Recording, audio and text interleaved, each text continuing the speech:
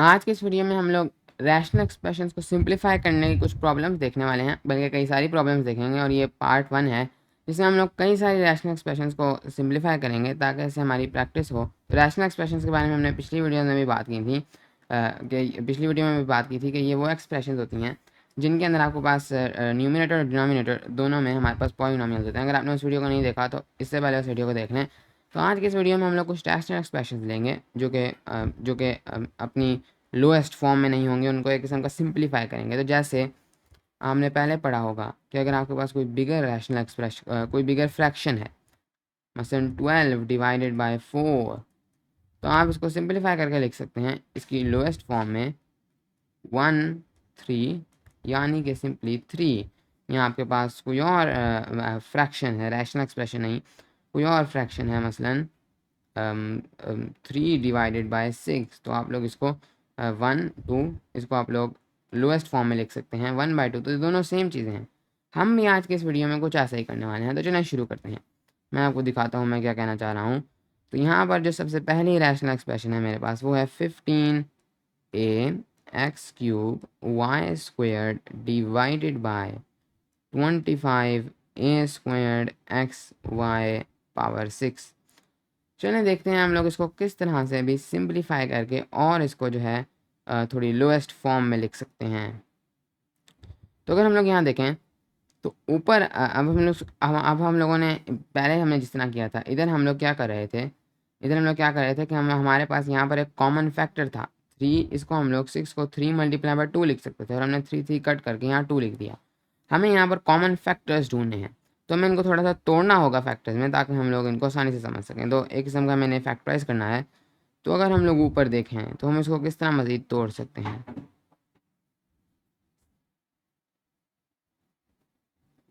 तो ऊपर अगर मैं 15 को 3 और 5 में तोड़ दूँ, 3 multiply by 5 a x, 3 multiply by 5 a x.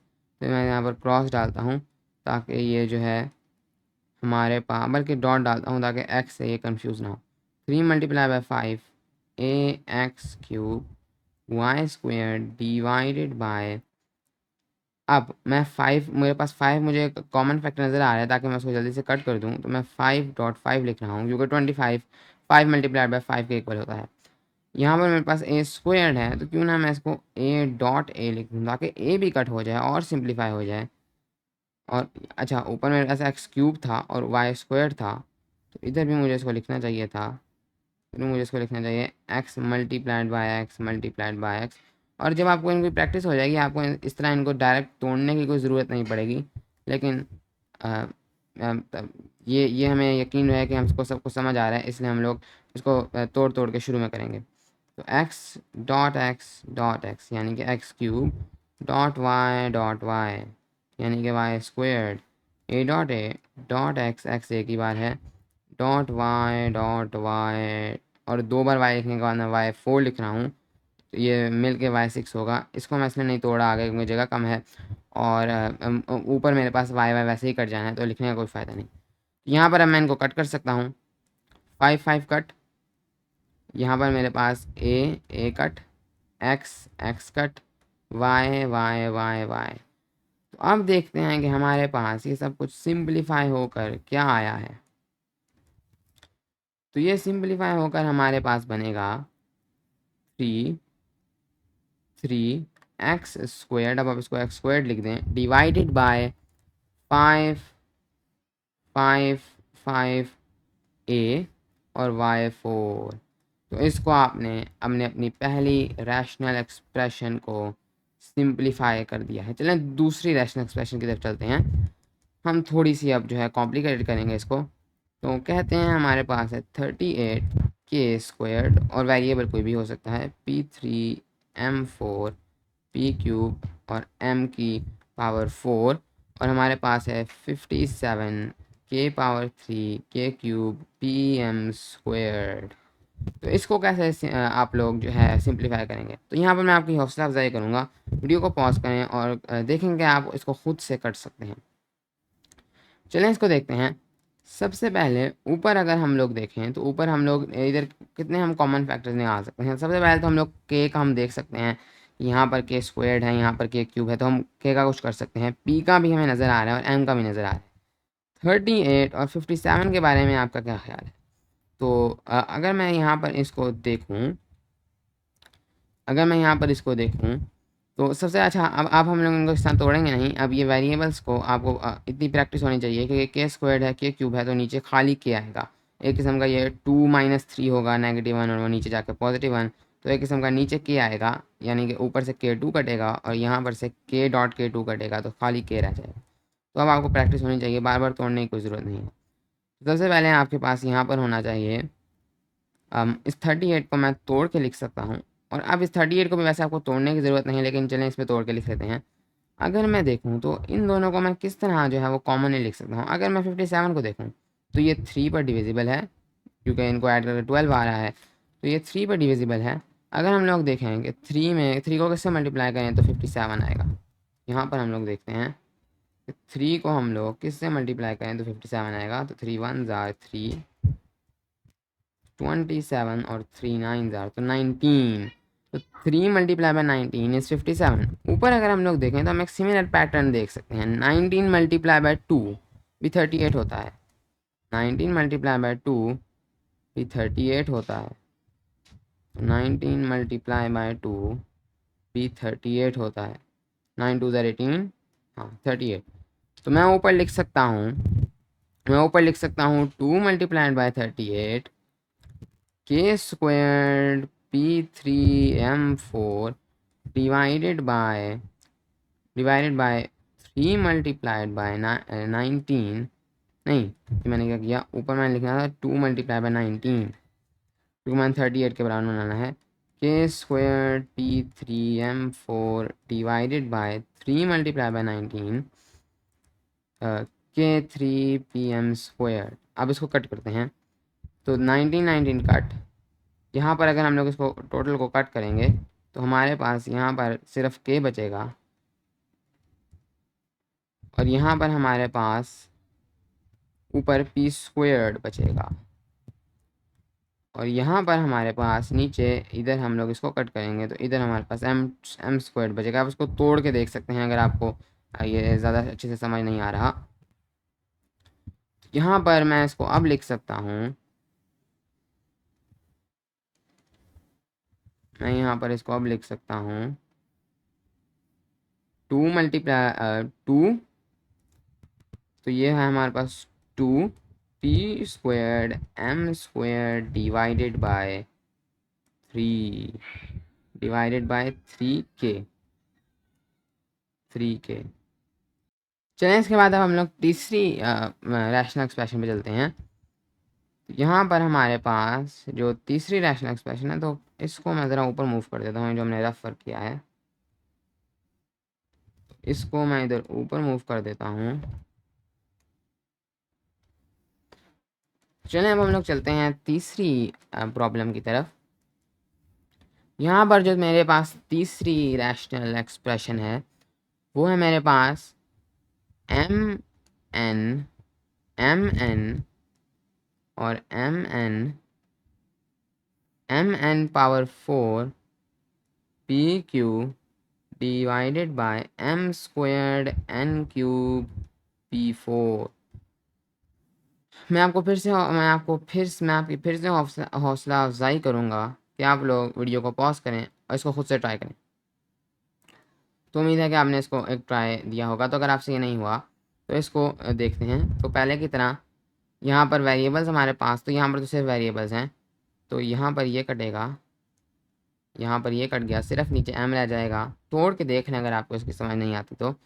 यहाँ कटेगा और ऊपर सिर्फ n, यहाँ पर आपके पास नीचे P3 रह जाएगा, और Q का नीचे कोई नहीं तो Q वैसे ही होगा। तो ये हमारे पास सिंप्लीफाई होगा S NQ divided by MP3। तो चलें कुछ और प्रॉब्लम्स देखते हैं, आगे बढ़ते हैं। यहाँ पर है मेरे पास 3ABC divided by 15A² B²C। Try दें इसको एक। तो यहाँ पर हम लोग क्या कर सकते हैं कि 315 अगेन हम लोग वो कर सकते हैं। अब मैं इसको इतना तोड़ूंगा नहीं, डायरेक्ट हम लोग इसको 1,000 है और ये 5,000 है, और यहाँ पर हमारे पास ये पूरा ABC कट जाएगा और नीचे ABC रह जाएगा। तो ये हमारे पास होगा 1। इसको हम लोग सिंप्लीफाई कर सकते हैं as 1 divide by 5AB as 1, और नहीं नीचे AB रह जाएगा क्योंकि यहाँ C² नहीं C है ये, तो एज 1 डिवाइड बाई 5AB। कुछ और देखते हैं प्रॉब्लम्स। तो उम्मीद है कि इन प्रॉब्लम्स के बाद आपको रैशनल एक्सप्रेशंस को सिंप्लीफाई करने में कोई मुश्किल नहीं होगी। तो यहाँ पर अब मेरे पास है 46 L³ M4N5 divided by 69 L² M³ N4। तो इसको देखते हैं। तो यहाँ पर अगर आप लोग देखें, आप लोग देखें तो हमारे पास वेरिएबल्स कट रहे हैं, और अगर हम लोग इसको थोड़ा सा सिंप्लीफाई करने की कोशिश करें तो ये है 6 9, इन दोनों को अगर हम लोग ऐड करें तो 15 आता है, इसका मतलब है ये डिविजिबल बाय 3 है। इन दोनों को ऐड करें 10 आता है, इसका मतलब ये डिविजिबल बाय 3 नहीं है।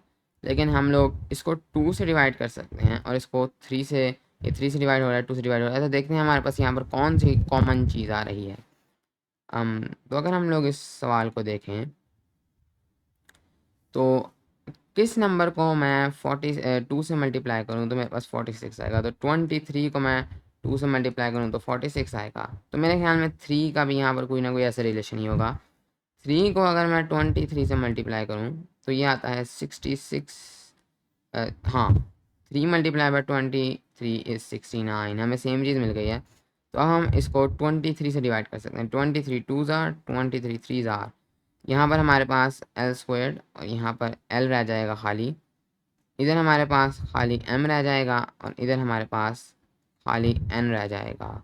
तो ये हमारे पास बनेगा 2LMN डिवाइडेड बाय 3। कुछ और करते हैं, काफ़ी सारी करेंगे हम। अगली को देखें तो वो है हमारे पास x-3 डिवाइडेड बाय 3 - x। ये थोड़ी सी इंटरेस्टिंग है, देखते हैं कि क्या आप इसको कर सकते हैं। इसको एक ट्राई दें। तो चलें इसको देखते हैं। तो यहाँ पर अगर आप देखें तो किस तरह से आप लोग इसको अगर सोचने की कोशिश करें तो किस तरह से आप लोग इसको फैक्टराइज करके या थोड़ा सा सिंप्लीफाई कर सकते हैं। तो इसको आप अगर इसको देखें तो आपको थोड़ा सा पैटर्न नज़र आएगा यहाँ, x-3 3 - x। तो कुछ तो इसमें कॉमन नज़र आ रहा है। हम इसको, अक्सर लोग इसमें गलती कर सकते हैं, x को इससे कट कर सकते हैं, लेकिन बीच में आप सिर्फ तब इस तरह कटिंग कर सकते हैं जब बीच में मल्टीप्लाई हो, तभी आप इस तरह से कटिंग कर सकते हैं। प्लस या माइनस में या डिवाइडेड बाय हो, प्लस या माइनस में कभी भी कटिंग नहीं हो सकती। तो इसको हमें पहले फैक्टराइज करके मल्टीप्लाई या मल्टीप्लाई में लेके आना है। यहाँ हमें कोई और तरीका ढूंढना है। तो यहाँ पर अगर हम लोग देखें तो मैं इन दोनों को पहले सेम करने की कोशिश करता हूँ। तो मैं ऊपर x-3 है, इस x को मैं पीछे लेके आता हूँ, तो -x + 3 ये बन रहा है। अभी भी सेम नहीं हुआ, लेकिन अगर आप देखें तो अगर मैं नीचे नेगेटिव को कॉमन ले लूँ, नेगेटिव को कॉमन मुझे उम्मीद है आपको लेना आता होगा। सिंपल ये है कि हमने यहाँ नेगेटिव लेके यहाँ ब्रैकेट्स पुट कर देनी है। तो आप ब्रैकेट पुट करेंगे तो अंदर साइन चेंज हो जाएगा। अब आप देखें तो आपके पास x-3 यहाँ पर हमने कॉमन कर लिया है, और जब भी आपके पास यहाँ नेगेटिव होता है तो एक किस्म का नेगेटिव यहाँ मल्टीप्लाई हो रहा होता है। मैं इसको अब आसानी से कट कर सकता हूँ, x-3 तो ये मेरे पास इक्वल होगा 1 डिवाइडेड बाय -1 के, जिसको आप लोग -1 भी कह सकते हैं। इसके बाद हमारे पास जो अगली प्रॉब्लम है वो है यहाँ पर x² -81 डिवाइडेड बाय x + 9। तो ये हमारे पास इक्वल होगा x, यहाँ पर अब इनको आप लोग पहले इसको खुद ट्राई दें। यहाँ पर अब अगर आपने इसको ट्राई दिया है तो वैसे ही काफ़ी अब आसान वाला मैंने सवाल दिया है। पिछले अगर आपने किए हैं तो अब ये आपको आना चाहिए। अगर आपको नहीं आता, इसका मतलब है आपने पिछलों को ध्यान से नहीं सुना, तो बेहतर है आप इसको दोबारा से सुन लें। लेकिन अगर आपने कर लिया है तो बहुत खूब। तो फिर भी अगर आपसे नहीं हुआ तो मैं दिखाता हूँ। तो ऊपर आपने फैक्टराइज करना है, तो ऊपर a - b की आइडेंटिटी लग सकती है, a² - b²। तो x + 9 into x -9 9² divided by x + 9। Multiply आ गया बीच में, अब हम लोग कट कर सकते हैं। x + 9 x + 9 हमारे पास इसका आंसर आएगा x -9 और ये हमने इसको सिंप्लीफाई कर दिया है। एक आखिरी करते हैं और इसके बाद हम वीडियो को ख़त्म करते हैं। तो ये थोड़ी सी जो है ये भी अगेन बहुत आसान है, r+3 r+4 r+3 multiplied by r+4 divided by r² -16। इसी एक किस्म की मैंने पिछली वीडियो में भी की थी, रैशनल एक्सप्रेशन वाली वीडियो में। यहाँ पर आप लोग अगेन ऊपर वाला a² -b² में आपने इसको फैक्टराइज करना है। तो basically simplification of rational expression में आपने जो मेन चीज़ करनी होती है वो उनको फैक्टराइज करके किसी ना बीच में मल्टीप्लाई लाना होता है। तो यहाँ पर आप r+4 और r-4 लिख सकते हैं और यहाँ पर ये आपके पास r+4 कट हो गया और ये आपके पास r+3 और r+4 आ चुका है। तो इनको हमने सिंप्लीफाई कर दिया है। अब वीडियो ख़त्म करने से पहले एक ऑप्शनल चीज़ आप कह सकते हैं वो मैं आपको बताना चाहूँगा। इसको आप लोग लाजमी ना लें, लेकिन अक्सर इसको लिख लेना, तो थोड़ा स्पेसिफिक लिख लेना। तो ये अक्सर इम्पॉर्टेंट समझा जाता है अगर आप बहुत फॉर्मल टेक्स्ट लिख रहे हैं, जैसे एग्ज़ाम्स में। यहाँ पर कटिंग में एक चीज़ में बहुत केयरफुल रहना ज़रूरी है। चलें आखिरी एग्जांपल बहुत बेस्ट है, इसको देखते हैं। तो यहाँ पर जब हम लोगों ने इसको कट किया, r+4 और r+4 को कट किया, मेरा आपसे ये सवाल है कि अगर r की हम यहाँ वैल्यू कुछ भी पुट कर सकते हैं, ये एक टाइप की हमारे पास एक्सप्रेशन है, तो हम r की कोई भी वैल्यू पुट कर सकते हैं। अगर r की वैल्यू हम लोग पुट करें -4 पहले केस में, तो क्या ये इसी तरीके से कट हो जाएगा और हमारे पास यानी इधर हम लोग r की वैल्यू -4 पुट करें और इधर हम लोग r की वैल्यू -4 पुट करें, तो क्या हमारे पास आंसर सेम आएगा?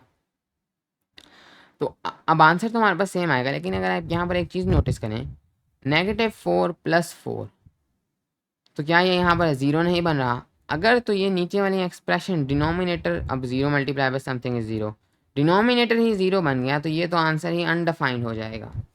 तो हमें कोशिश करनी है कि कभी भी हमारे पास डिनोमिनेटर 0 ना बने, इसीलिए ये हमारे पास रैशनल एक्सप्रेशन भी नहीं रहेगी। रैशनल एक्सप्रेशन के लिए ज़रूरी है कि डिनोमिनेटर कभी भी 0 ना बने। यहाँ पर अगर मैं कहना चाहता हूँ, अब जब ये हमारे पास एक्सप्रेशन थी, इसके अंदर ये पहले से कंडीशन थी कि ये कभी भी ज़ीरो नहीं होगा, तभी इस तरह की एक्सप्रेशन हमने लिखी हुई थी, वरना हम इसको हमेशा अनडिफाइंड कहते हैं। तो अब इसके अंदर तो ये पहले से कंडीशन थी, अगर तो इसके अंदर ये कंडीशन ना होती तो इसका आंसर सिंपल वे में अनडिफाइंड था, कभी भी ये ना होता, हम लोग कभी भी कट ना कर सकते इसको इस तरह से। तो इस वजह से यहाँ पर हमारे पास ये कंडीशन पहले थी। यहाँ पर अब अगर हमें इसको इसके इक्वल करना है तो हमें यहाँ अपनी कंडीशन साथ लिख लेनी चाहिए। वैसे ये अंडरस्टूड बात है, लेकिन हमें कंडीशन साथ लिख लेनी चाहिए कि अब यहाँ पर हमें यहाँ पर ये तब पॉसिबल है कि जब हम लोग उनको कट कर रहे हैं कि r हमारे पास -4 के इक्वल ना हो, क्योंकि तब वो 0 बना देगा। क्या कोई और न्यूमिनेटर में नहीं, सिर्फ डिनोमिनेटर में 0 का मसला है, न्यूमिनेटर में 0 बन सकता है। अब यहाँ पर क्या कोई मसला है? तो बिल्कुल, अगर यहाँ 4 होती है r की वैल्यू, तब भी ये 0 बन जाता है। तो r की वैल्यू ना -4 हो ना 4 हो, तब जाकर हमारे पास ये इसके इक्वल है। और ऊपर वाली में जितने भी हमने कट किए, तो आप लोग इनको खुद लिख लें। उम्मीद है कि अब आप इनको खुद लिख सकेंगे। तो एक और मैं करके दिखा देता हूँ ताकि आपके लिए आसानी हो। यहाँ पर हमने x+9 इधर कट किया है, तो हमें कोशिश करनी है ये 0 ना बने। तो x अगर -9 हो तो ये 0 बनना है, न्यूमिनेटर को छोड़ देना है, डिनोमिनेटर की बात करनी है। तो x -9 ये तब इक्वल है जब हमारे पास x is not equal to -9।